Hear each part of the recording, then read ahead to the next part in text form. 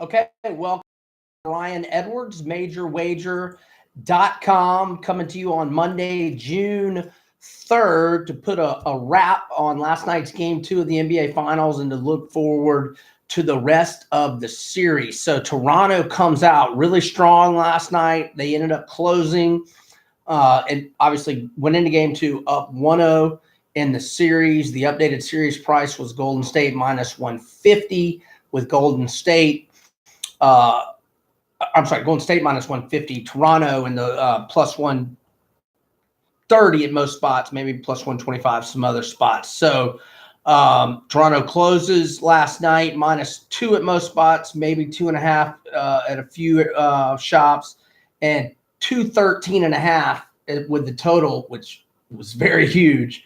215 is where it had opened. It had been adjusted down, and that total ended up being a horrific beat for overbackers. Underbackers got extremely fortunate. So Toronto got off to the strong start, and if you were monitoring the in-game options, which I did, because I didn't really like the game, and so I'm just gonna. My thought process was I'd love Toronto to get off to a nice start and get the Warriors at a nice plus, and I did. I got them. Toronto had that double-digit lead a good chunk of the second quarter, and throughout that stretch, you could get Golden State on the money line anywhere from like plus 240, and at times when they were down around 12 or 11 or 12, you could get them at plus 300 or maybe even plus 300 and change, which was obviously a very sharp play. I got them plus 7.5 in the late second. And then at halftime, now they cut the deficit to 59-53 59-54 going into intermission. One of my accounts had adjusted second half lines.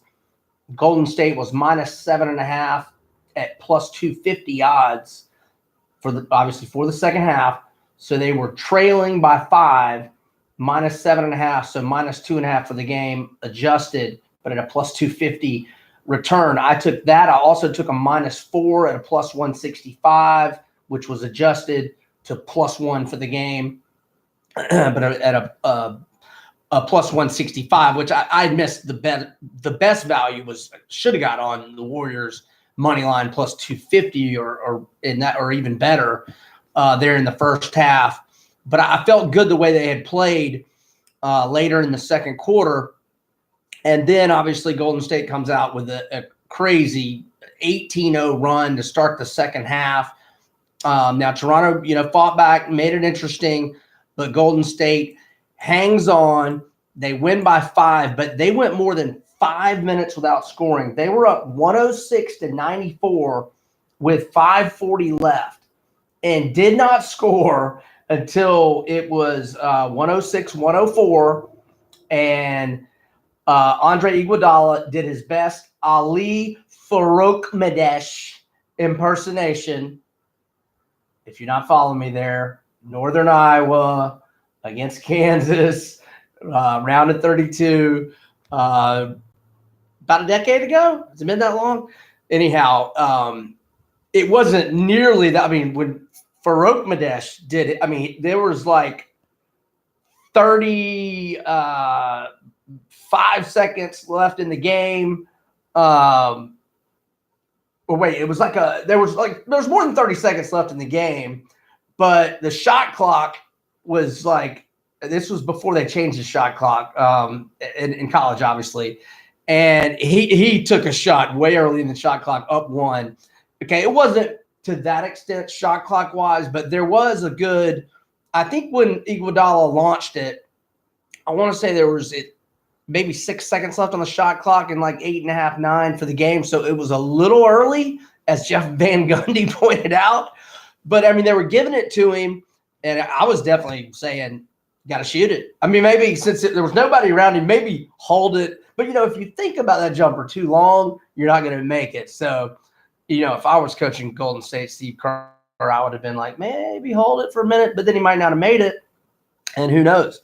But he drills the dagger 3, and then get a stop on the other end, which was so critical for underbackers. And there wasn't a quick foul, which would have, that would have sent it over if 2 free throws there with like a second and a half. So underbackers got so fortunate. All right. So many storylines. Iguodala's dagger 3. Thompson, who was playing terrific, gets injured. He's questionable now for game 3. Missed the rest of the game. That was in the second half. Steph apparently was bothered by some sort of illness or something. He had something going on, or he was trying to go some MJ. No, Steph doesn't really do drama, or not like MJ, or certainly not Kobe. But whatever. He wasn't feeling well, but he got going in the second quarter. Ended up having a pretty good game. Draymond was sensational. 17 points, 10 rebounds, 9 assists. He did have 5 turnovers, but 2 steals, 1 block shot, 6 of 12 from the field after going 2 of 9 in game 1. I mean, Draymond was very efficient. He played terrific. And then I don't know what the bigger story. I mean, I thought, because you expect that from Draymond, but DeMarcus Cousins, having missed all this time, Looney gets hurt. He has to play extra minutes, way more minutes than they planned on him playing. Cardio-wise, he's not there right now. He's not near 100%. But he toughed it out, man. DeMarcus Cousins gave him 28 or 27 minutes, 37 seconds, 11 points, 10 boards, 6 assists, 2 block shots. His play was huge. But what I thought was enormous, especially when Clay was out. Steph, perhaps laboring a little bit. I mean, he looked okay to me, really. But they needed some offense, and Quinn Cook hit 3 huge 3-pointers. Huge. I thought that was the big story. And we can't forget Andrew Bogut. When Looney went out and did not return, did not play in the second half, chest contusion, he's also questionable for game 3. Obviously, KD is questionable for game 3. So 3 key guys for Golden State questionable for game 3. But Bogut gave him quality minutes. Only played 7 minutes, but 3 of 3 from the field. Just 1 rebound. But, I mean, those 3 buckets were huge. And Toronto, other than that 18-0 start, I mean, they were the better team, but you can't give up an 18-0 run to start the second half. I mean, that was crazy. And they waste another good performance from Kawhi, 34 points, 14 boards, 3 assists. Fred VanVleet, 5th game in a row that he has scored 13 points or more. He gave him 17 off the bench. Lowry struggled with foul trouble, only played 27 minutes, had 13 points, eventually fouled out. Danny Green didn't give him a lot. Gasol, who has, after having those 2 terrible games to start the Eastern Conference Finals at Milwaukee, has played really well. Did not play well last night. 2 of 7 from the field, only 6 points, only 6 boards. And Golden State evens things up. So now we look to game 3, and I mentioned the 3 Warriors who are all listed as questionable. It's Monday that I'm coming to you now. We don't play till Wednesday, a 9:07 p.m. Eastern tip at Oracle Arena on ABC. Right now, most books have Golden State -6, 212.5 or 213 for over/under wagers. If you like the Raptors on the money line, you can get them anywhere from plus 180 to plus 210. There's plus 220 at the Westgate and Caesars Palace in Vegas. The series price is now Golden State -300 and Toronto plus 250. And the odds to win the updated odds to win finals MVP are out. And I find them very interesting. I think there's some very interesting options. Steph, is the -180 favorite.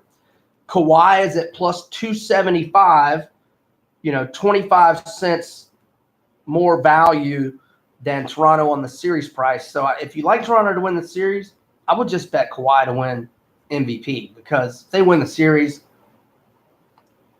I can't fathom him not being the MVP, especially after Siakam, after he had that great game one with 32 points. He went from 40-1 to 8-1 going into game two, but now he's back to 30-1. And I'm sorry, let me pull the box score back up to see Siakam's stats last night. 5 of 18 from the field, only 12 points, 8 boards. He did have 5 assists without a turnover. So 5 of 18 from the field is not good, obviously, but had a good floor game. So anyway, Draymond is down to plus 400 or 4-1. Iguodala 15-1. Oh wow, Durant was 40-1 earlier in the day, and now he's only 20-1. That's what I was going to say would be interesting, because maybe he plays in game 3, or maybe Golden State loses game 3 and he starts playing in game 4, and then just dominates the rest of the series at 40-1. I found that attractive.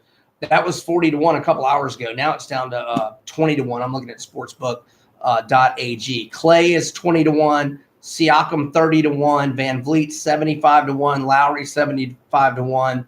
Gasol 100-1. Serge Ibaka 500-1. The field is 50-1. Okay, so there you have it. A lot of drama last night. Crazy bad beat for overbackers. In-game supporters of Golden State on the money line in the first half. Really clean clock. Or if you did like I said, if you had that adjusted second half line options for plus money like I did, I didn't throw a ton out there. So I mean, I ain't bragging because I should have bet more. If I'd have got more aggressive, I would have something to brag about. But anyhow, there's that. You're updated as we go to game 3 of the NBA Finals. This is still very much a series, especially with the injuries to Golden State. Lots of drama last night in Toronto. Golden State pulls even, and we're heading back to Oaktown for game 3. I'm Brian Edwards, MajorWager.com, and you are updated on the NBA Finals.